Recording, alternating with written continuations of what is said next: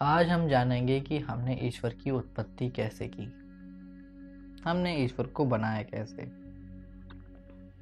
कैसे हमने ईश्वर का निर्माण किया, एक ऐसी शक्ति का जो कि हमसे परे है। आज हम इसी बात को समझेंगे।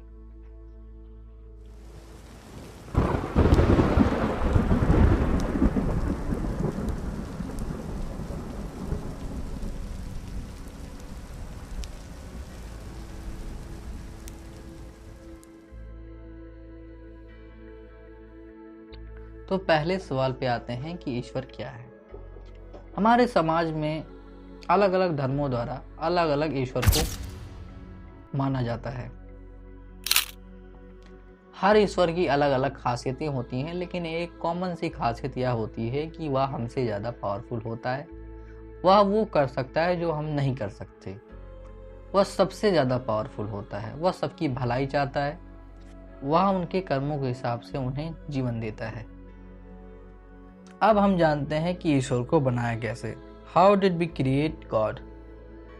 इस बात को जानने के लिए हमें पीछे चलना होगा, उस समय में जिस समय इंसान की सभ्यता जब शुरू ही हो रही होती है, जब इंसान सोचने समझने की क्षमताओं पर काम कर रहा होता है। इंसान सोचना और समझना उतना ज़्यादा नहीं जानता है, उसके अंदर विचार उतने ज़्यादा उत्पन्न नहीं होते हैं, क्योंकि उसके अंदर दो तीन ही बातें चल रही होती है: खाना, बच्चे पैदा करना और शिकार करना। इन तीन बातों पर ज़्यादा ध्यान दिया जाता था, क्योंकि यही जीवन को जीने में मदद करती हैं। तब प्रकृति में अलग अलग बदलाव होते थे। अचानक से दिन और रात हो जाना, अचानक से समय बदलना, अचानक से तूफान आना, अचानक से बाढ़ आना और कई सारे लोगों का मारे जाना। और इस बात को वह नहीं समझ पाते थे कि ऐसा क्यों होता है। तब वहीं पर उत्पत्ति हुई गॉड की।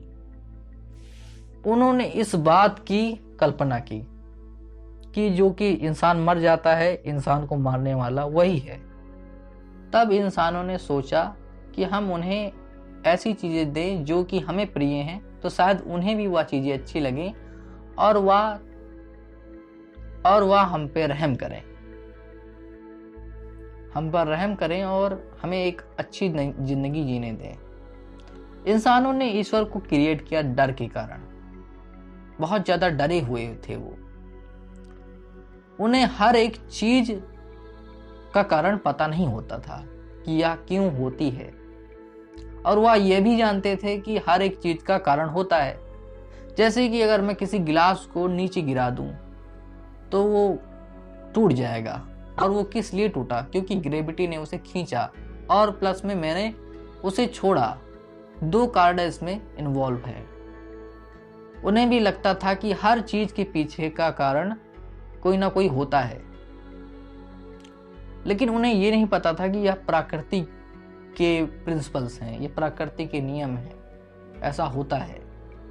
उन्हें यह लगता था कि यह कोई करवा रहा है, और वहीं पर निर्माण होता है ईश्वर का, एक ऐसी ऊपरी शक्ति का जो कि सब कुछ कर सकता है। और जब धीरे धीरे समय आगे बढ़ा तब धर्मों का निर्माण हुआ, विचारों का निर्माण हुआ, और कई सारे धर्म ग्रंथों ने इस बात को साबित करने की कोशिश की कि हाँ, ईश्वर है। उन्होंने कभी ईश्वर को नहीं देखा, लेकिन वह यह मानने को तैयार हो गए कि कोई ना कोई ऐसी पावर होगी जरूर जो कि सब कुछ कंट्रोल करती है। और इस तरह से ईश्वर का निर्माण होता है डर के कारण। और हम जानते हैं कि आज भी लोग ईश्वर पर बिलीव क्यों करते हैं, उनका इतना पक्का विश्वास ईश्वर पर क्यों है। Why do we still in believe God? क्यों बिलीव करते हैं हम गॉड पर? इसके पीछे का एक साधारण सा कारण है: जिम्मेदारी को खुद पर ना लेना, अपने बर्डन यानी अपने बोझ को खुद पर ना लेकर एक ऐसी अदृश्य शक्ति पर डाल देना जो कि है या नहीं है, इसका कोई अता पता नहीं है। जैसे कि हम किसी काम को करते हैं और नहीं होता, तब हम सोचते हैं या ईश्वर की मर्जी थी। आप नौकरी के लिए एग्जाम देने गए और आप फेल हो गए, तब आप ऐसा कहेंगे कि मेरी ही खराबी थी, मैंने पढ़ाई लिखाई नहीं की थी। तो ये बात थोड़ा सा कड़वी और तीखी लगती है, ये अच्छा नहीं लगता। आप ऐसा कह सकते हैं कि यह भगवान की मर्जी थी, भगवान चाहेंगे तो ऐसा होगा, अगर भगवान नहीं चाहेंगे तो ऐसा नहीं होगा। अगर कोई इंसान की मृत्यु हो जाती है, अननेचुरल मृत्यु हो जाती है जो कि प्रकृति के द्वारा नहीं होती है, वह एक्सीडेंट से हो जाती है, वह कहीं से गिर जाता है, तब लोग इस तरह उस बात को नहीं कहेंगे कि इनकी गलती थी, वह गलती नहीं निकालेंगे, क्योंकि ये थोड़ा सा ऑकवर्ड लगेगा, अजीब लगेगा। आप कहेंगे कि इनकी गलती थी तो यह सिर्फ एक लॉजिकल बात हो जाएगी। वहां पर लॉजिक नहीं काम करता। वहां पर आप कह सकते हैं कि ईश्वर की मर्जी थी, ईश्वर ने इनका भविष्य इतना ही लिखा था। आप कहेंगे कि ईश्वर की मर्जी थी, ईश्वर ने चाहा तो बुला लिया, अब यह ईश्वर के पास है। भगवान चाहेंगे तो इंसान होगा और भगवान नहीं चाहेंगे तो इंसान नहीं होगा। आप किसी काम को करते हैं और वह सक्सेसफुल नहीं होता है या असमर्थ हो जाते हैं आप उस काम को करने में, तब एक साधारण सा प्रयोग करके देखिए। आप कहिए कि यह मेरी गलती नहीं थी, या जो भी मैं कर रहा हूं यह मेरी गलती नहीं है, या एक ऐसे ऊपरी शक्ति की गलती है जो कि मैंने कभी देखा नहीं है। तो यह आप साफ साफ बच जाते हैं, आपको टेंशन लेने की जरूरत नहीं होती है। यह प्रयोग मैंने करके देखा था, काफी लाभदायक है, लेकिन इसके परिणाम बहुत ही बुरे हैं, क्योंकि अगर आप अपने गलतियों का भार खुद नहीं लेंगे तो आप वो नहीं बनेंगे जो आप बनना चाहेंगे, जो आप बन पाते। आप धीरे धीरे एक अंधविश्वास के चक्र में फंसते चले जाएंगे। आप ऐसे चक्र में फंस जाएंगे कि आप भीड़ में जुड़ जाएंगे और आपको लोगों की मनगढ़ंत बातें अच्छी लगने लगेंगी और उस चक्र से छूट नहीं पाएंगे। आपको आपके ही धर्म के प्रति घमंड जगने लगेगा। आप कहेंगे कि मैं गर्व से हिंदू हूँ, आप कहेंगे कि गर्व से मुसलमान हूँ, और बहुत सारे पाखंड आते रहते हैं और बहुत सारे पाखंडों का निर्माण होने लगेगा। बाबा आपको बेवकूफ बना सकेगा आराम से, वह आपका पर्ची पर लिखकर भविष्य भी बता देगा, तो आप यकीन कर लेंगे।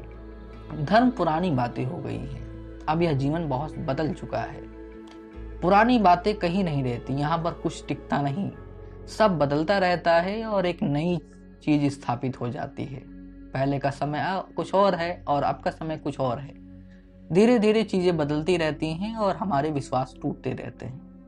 कल जो मुमकिन नहीं था आज वो मुमकिन हो पा रहा है, और आज जो मुमकिन नहीं हो पा रहा है वो कल जरूर होगा। तो हमने इस तरह ईश्वर पर विश्वास करना शुरू किया।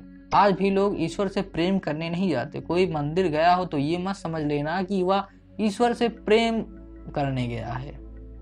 यह समझना बहुत ही गलत है, क्योंकि वह इंसान केवल और केवल मांगने गया है। प्रेम छोटी मोटी बात है उसके लिए। उसे ईश्वर से चाहिए, उसे नौकरी चाहिए, उसे पैसे चाहिए, उसे घर बार चाहिए। उसे प्रेम से कोई निष्ठा नहीं है, उसे प्रेम का पता नहीं, और वह गर्व से अपने धर्म का नाम लेता है और धार्मिक बनने का दावा करता है। धर्म इंसान को अपाहिज बना देता है, इसलिए आप अपने धर्मों को छोड़ें और एक ऐसे इंसान बने जो कि किसी भी धर्म को नहीं मानता। एक अच्छे इंसान जो कि धर्मों को देखकर नहीं, अच्छे व्यवहार को देखकर लोगों को अपनाता है। आज के लिए इतना ही, धन्यवाद।